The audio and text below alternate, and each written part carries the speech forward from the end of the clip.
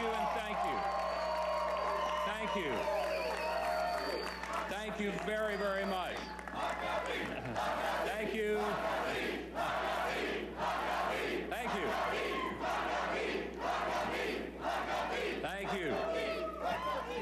Well, just a few moments ago, I made a phone call to Senator McCain, and I offered him my congratulations. I told him that I'd much rather prefer that he had called me tonight. But he was very gracious, as we knew he would be, and I was certainly willing to compliment him. I want to thank him for running a civil and a good and a decent campaign to elevate politics, and he's to be congratulated. One of the things I'm proud of, those of us, the two of us who finished at the top, ran a campaign with a level of civility, without attacking each other. And even though I'd like for the outcome to be just a little different on the top and in the second place, I had rather be where I am and have done it with honor than to have won with the dishonor of getting there by attacking somebody else. And I'm grateful.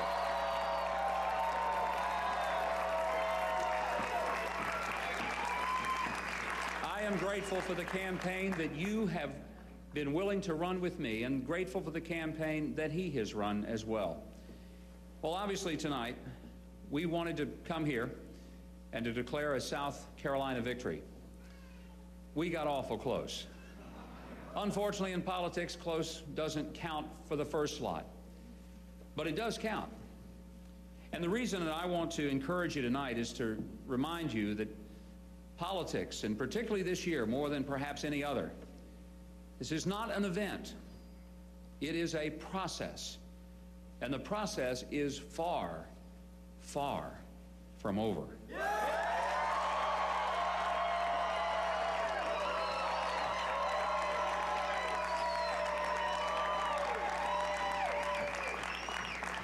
Obviously, I'm deeply grateful to our South Carolina team, working their hearts out, to Mike Campbell, our state chairman, his wonderful mother, Iris Campbell.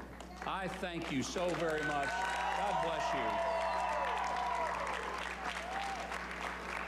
To my friend, former Governor David Beasley, and his wife, Mary Wood, once again, stuck his neck out and just was able to campaign with me all over this country and here in South Carolina.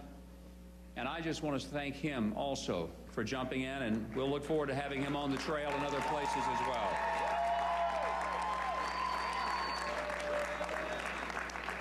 Our Lieutenant Governor, Andre Bauer, and for his willingness to endorse us this week. And in many ways, I believe that we will leave South Carolina not only with incredible numbers of friends, but I believe with the renewed unity in the Republican Party of South Carolina, bringing these two men, Mike Campbell and Andre Bauer, to the same stage.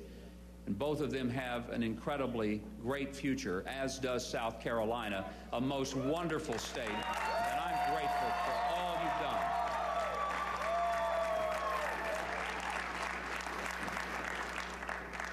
I cannot begin to say thanks enough for our staff.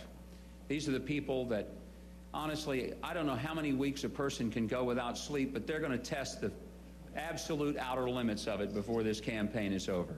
Most campaigns have 3 people to 1 that we have on our staff, and they have just worked not with complaint but with a commitment that I've never seen ever. And then the volunteers, many of you have come here from all over America at your own expense. It's incredible. And we've had people that literally have made phone calls for us, some of whom are in Europe, and they've used their free cell phone weekend minutes to make calls back to South Carolina and encourage people to come vote. It's been unbelievable.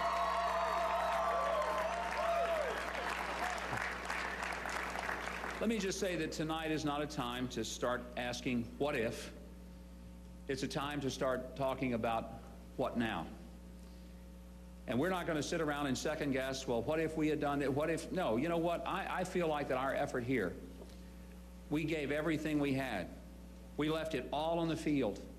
I don't want anyone who worked in this campaign, from our volunteers or our staff, to feel anything other than an extraordinary sense of pride and also a sense of just sheer joy that we got as far as we did when nobody thought it was even possible for us to be in contention.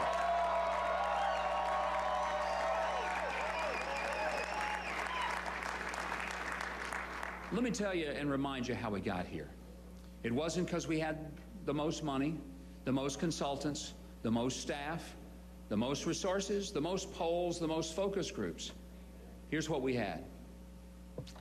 What we had was we had a message that has connected and continues to connect with people all over this country who have feared that they have been forgotten and have become invisible to many political people.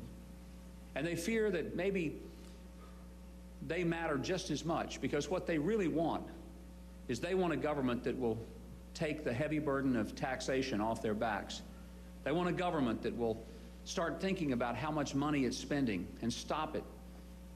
And finally start acting with some level of sanity when it comes to spending the very dollars they've taken from us. People want a government that recognizes that mothers and fathers really do raise better children than governments do, and they want a government that leaves them alone so they can raise their children as they see fit, not with the government telling them how. They want a government who will finally build a fence, secure our borders, and confront the issue not just of illegal immigration, but confront the greater issue that is plaguing so many people in South Carolina and the rest of America, and that is the fear that tomorrow they will lose their jobs and not be able to put food on their table and clothes on their kids' backs. And for every person out there who is serving the food and driving the trucks and who's sitting in the front of the cabs and not the back seat, for the ones who are on the lines of the factories and climbing up and down the ladders, carrying paint buckets in their hands and hammers. We want to be a campaign that says there's room in the Republican Party for you, and in fact, the Republican Party is all about making sure that everybody in this country has the best kind of future. And that message and that mission is far from over tonight.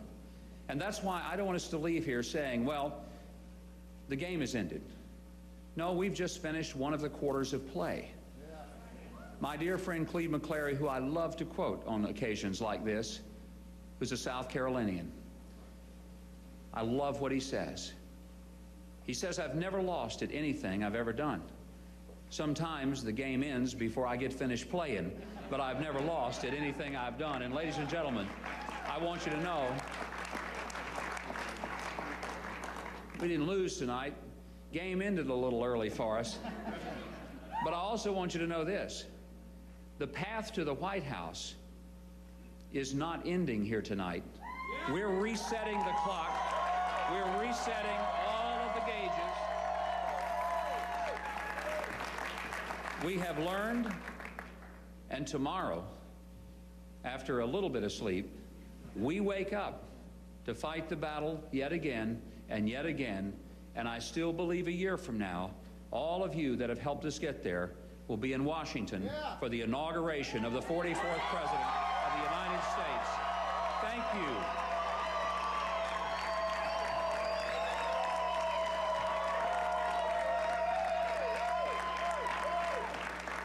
Let me say a final word of thanks to my wife, Janet, and my children.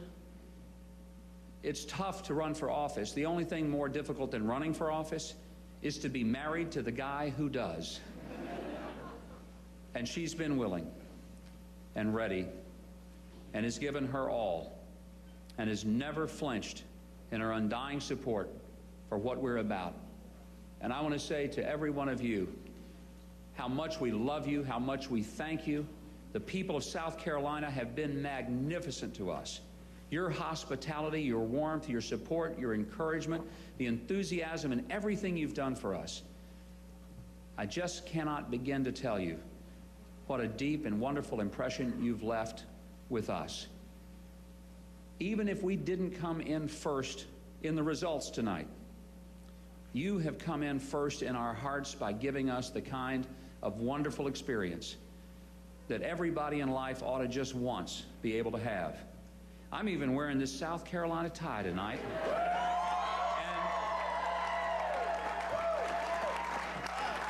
And wearing it with an extraordinary sense of gratitude and pride is a symbol and a reminder of how grateful we are to your wonderful, wonderful gifts to us and your love and your support.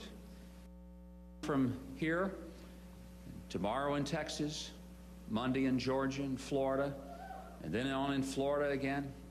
We've got a lot of miles ahead of us. It's a long process and a long path, but I want to make sure that you know that after you get just a little bit of sleep, we need you back, ready, able, and willing to take it to the White House. Thank you. God bless you. Thank you, every one of you. Thank you.